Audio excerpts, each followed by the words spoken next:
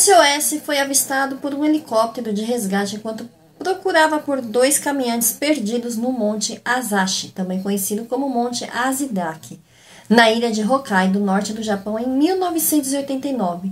Esse foi o sinal motivo de 2 homens desaparecidos serem salvos. O mais intrigante é que não foram esses homens desaparecidos que fizeram esse sinal de SOS, mas foram resgatados graças a este sinal. Porém, quem que fez esse sinal de SOS e o que é que aconteceu? Gente, esse é um dos grandes mistérios do Japão. O vídeo de hoje não é um vídeo assustador, mas é um vídeo muito intrigante, então bora pro vídeo.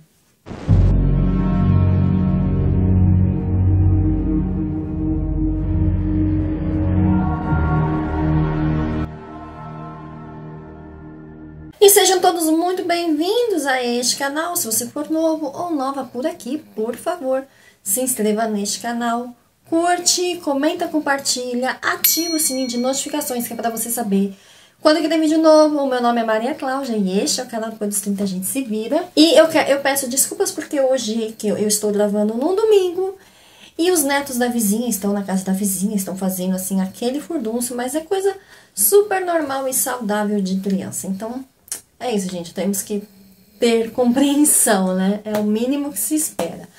Na tarde do dia 24 de julho de 1989, um helicóptero da polícia partiu em busca de 2 caminhantes desaparecidos. O dia estava prestes a terminar quando a equipe de resgate avistou este sinal de SOS a poucos quilômetros do trilho da montanha. O helicóptero pousou e os policiais encontraram os caminhantes desaparecidos saindo da mata, um pouco ao norte da placa SOS, e todos embarcaram no helicóptero para a viagem de volta. A operação de resgate foi um sucesso, todos ficaram felizes por ter terminado tão rápido sem a vida de ninguém em perigo. Uma enorme placa de SOS feita com enormes troncos de árvores de até 5 metros de altura e 3 metros de largura em uma área aberta dentro da mata ajudou o helicóptero de resgate a localizar esses 2 caminhantes desaparecidos. Mas foi nesse ponto que a história ficou muito esquisita, porque os eventos e os detalhes que se desenrolaram formaram um dos mistérios mais confusos que o mundo já testemunhou. Um mistério que teve graves implicações para a sociedade japonesa e para a estabilidade emocional dos jovens naquela época. Um mistério que abalou o mundo. De volta ao helicóptero, os 2 caminhantes resgatados receberam comida e água e discutiram com seus resgatadores. Um policial destacou como foi inteligente criar aquele sinal de SOS. Caso contrário, o helicóptero não teria conseguido identificar aonde eles estavam. Porém, os 2 caminhantes se olharam confusos. Eles responderam que não entendiam do que eles estavam falando. Essa reação foi inesperada para os policiais e, só para ter certeza, eles viram um helicóptero. Sobrevoaram novamente a área e mostraram um enorme sinal de SOS para os 2. Essa manobra exigiria apenas 1 minuto para voltar ao local e mostrar a placa para eles. Os caminhantes ficaram chocados ao ver aquele enorme sinal de SOS, mas explicaram aos policiais que não foram eles que fizeram aquele sinal. Um momento arrepiante de compreensão para todos os envolvidos, pois ficou óbvio que outra pessoa estava lá pedindo ajuda. Agora ficou claro que o enorme sinal de SOS havia sido criado por outra pessoa, que também estava perdida na floresta. Os 2 caminhantes tiveram a sorte de se aventurar perto de uma enorme placa que nunca notaram. E ao mesmo tempo, por sorte, o helicóptero de resgate estava explorando exatamente o mesmo local onde estava o SOS. Esses 2 caminhantes foram resgatados, né? E foi muita sorte para eles.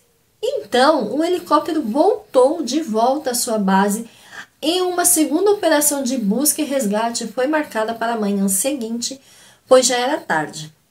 Na manhã seguinte, 25 de julho de 1989, teve início a segunda operação de busca, desta vez no terreno. O sinal de SOS foi localizado a 4 quilômetros do pico do Monte Azahidaki e a polícia começou a fazer buscas extensivas na área. A descoberta, porém, foi horrível e que todos tinham medo de esperar. Eles encontraram ossos espalhados ao redor da área toda do sinal e foram recuperados e combinados, completaram um esqueleto humano. Os ossos também tinham marcas de mordidas de animais selvagens que possivelmente habitavam a floresta, provavelmente uma raposa, ou pode ter sido outros animais. Os ossos que sugeriam que a vítima sofreu um trágico há muito tempo não sobrou nenhuma, nada, somente ossos. Esses ossos foram transferidos para a Universidade Médica de Arikawa para identificação e exame. Inicialmente, a universidade respondeu que esses ossos pertenciam a uma mulher do tipo sanguíneo O. Apenas 100 metros da placa SOS, os policiais também encontraram uma mochila. Essa mochila continha vários itens pessoais, pasta de dente, sabonete, toalha. Mas o mais intrigante era um gravador com 4 fitas que continham temas de animes japoneses da época. Possivelmente outro momento estranho é o fato de que esse homem estava escalando montanhas e reunir fitas cassetes contendo músicas de anime cobertas com imagens e adesivos de anime girls. As estranhas descobertas não paravam por aí. Essa é outra parte que a história fica ainda mais bizarra do que já é. Pois os investigadores da polícia ficaram surpresos quando rebobinaram uma dessas fitas e ouviram o seu conteúdo. Uma das fitas contém a descoberta mais chocante. Estava assim: me ajude! Essa é uma mensagem assustadora que causou choque no mundo inteiro em 1989, conforme os noticiários relataram na época. Não importa se foi em japonês, ainda o tom de horrível de pedido de socorro é assustador.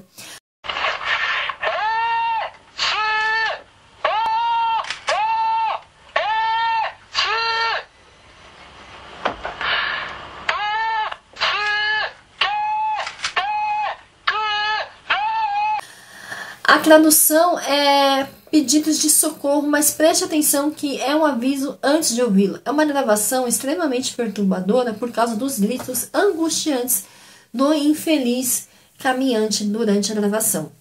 Há uma tensão e medo na voz dessa gravação. Acrescentar o fato de que a pessoa não ter sobrevivido é piorar a situação. Um grito desesperador por ajuda que não foi ouvido até que fosse tarde demais. Então, estou em um penhasco e não consigo me mover. Então, por favor, me ajude. Estou em um penhasco e não consigo me ouvir. Então, por favor, me ajude. Estou no local onde o helicóptero passou pela primeira vez. A grama de bambu é muito profunda e não consigo ir a lugar algum. Por favor, levante-me daqui. Essa era a mensagem que estava no gravador. A voz angustiante deste homem fez com que crianças perdessem o sono e o mundo inteiro dos anos 80 ficou chocado com as coincidências e as dificuldades de conectar os detalhes desse mistério. A mensagem gravada por si só causou ainda mais confusão e deixou ainda mais perplexa a investigação. Os ossos e a fita foram encontrados ao lado da placa SOS, mas a pessoa na gravação parece estar tentando explicar que estava preso em um penhasco e incapaz de se mover.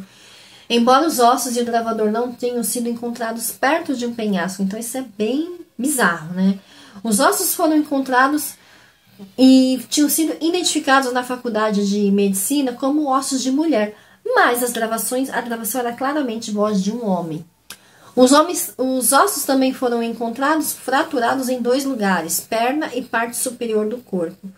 O homem explica que não consegue descer do penhasco, mas os ossos foram encontrados longe de qualquer penhasco. Então, como se ele tinha se quebrado, estava lá. Gente, é complicado. Como ele cortou todas essas toras sozinho se ele estava machucado?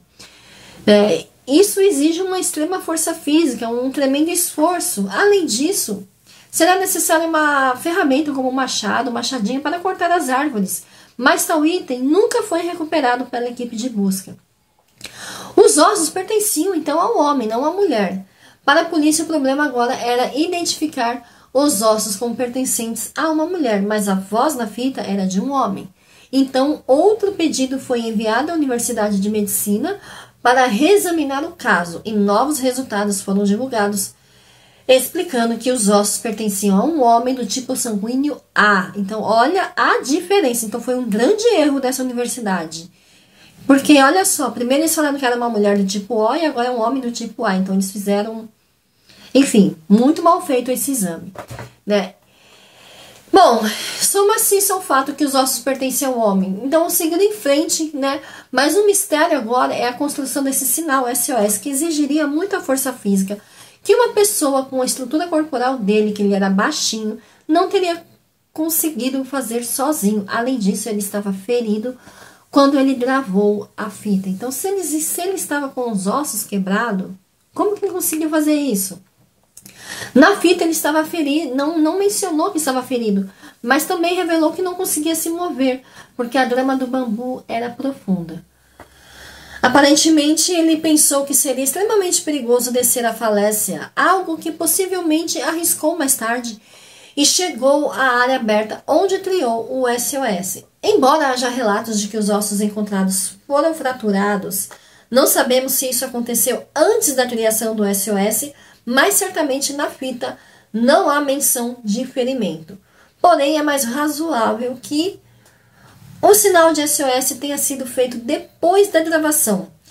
Ele poderia ter sido salvo se o helicóptero revistasse a área novamente. Na fita, aprendemos a linha do tempo dos eventos. Primeiro, esse caminhante ficou preso em uma área de difícil saída e já havia um helicóptero de resgate. Possivelmente ele gravou essa mensagem em fita para tocá-la quando se sentisse exausto depois de passar muito tempo. Talvez ele não conseguisse mais gritar, então ele ficasse apertando a fita para que eles ouvissem.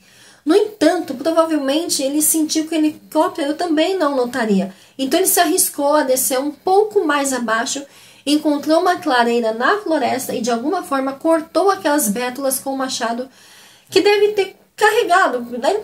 Se sabe o que aconteceu, mas ele devia ter sim algum machado por ele, embora a ferramenta nunca tenha sido encontrada. Além de terminar o sinal de SOS, nenhuma nova busca de helicóptero foi realizada na região. Poderia ter sido uma reação muito fraca por parte das operadoras de resgate que não exploraram a área extensivamente e não passaram no mesmo local novamente. Talvez as condições não tenham ajudado e o caminhante teve o azar dessa mensagem não ter sido vista pela operação de resgate, o que foi uma pena. As novas descobertas, dias depois, no dia 30 de julho de 1989, né, um jornalista da estação de TV japonesa HBC encontrou mais itens escondidos em um buraco dentro de uma árvore, que também poderia servir de esconderijo para o desaparecido.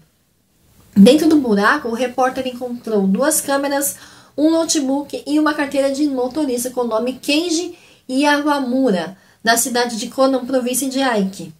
Kenji Iwamura foi outro caminhante que desapareceu em 1984 enquanto caminhava pelo Monte Azari.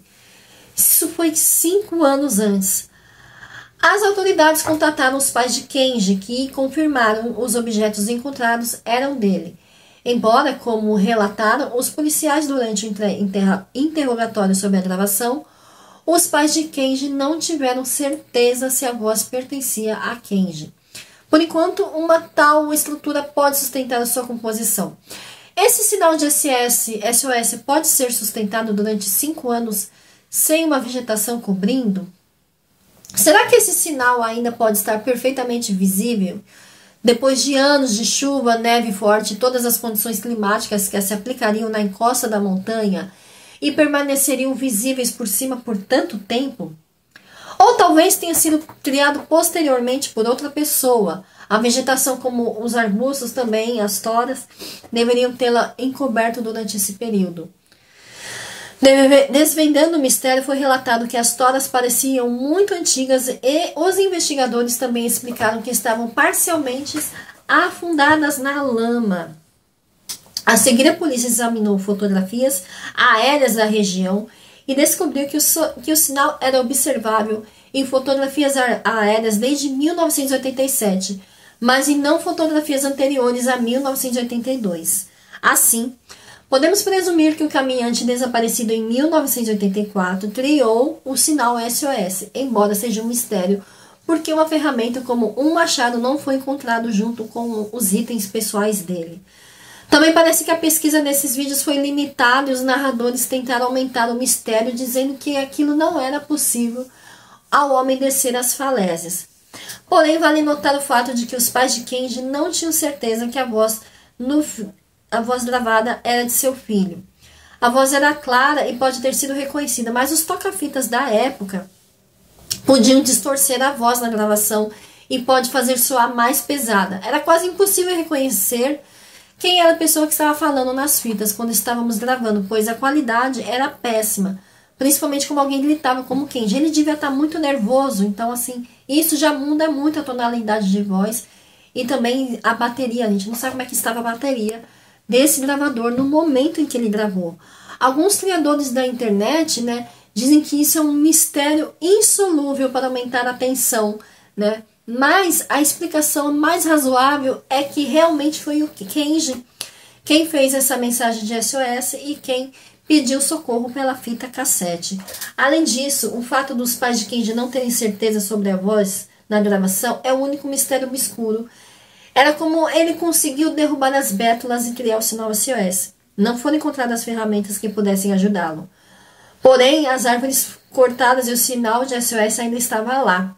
E essa pergunta não foi respondida. A possibilidade de que tenha sido outra pessoa que fez esse sinal de SOS foi descartada e assim, então, a polícia encerrou o caso. Então, que aqueles ossos eram de Kenji e que o pedido de socorro era de Kenji e que a voz do gravador era dele e que provavelmente a voz podia estar um pouco diferente e por isso não ter sido reconhecido pela sua família. Bom, gente, isso é um mistério, né? Nunca saberemos ao certo o que foi que aconteceu com ele, por que ele, como que ele fez, enfim. Mas o ser humano, no momento de desespero, tira forças da onde não tem.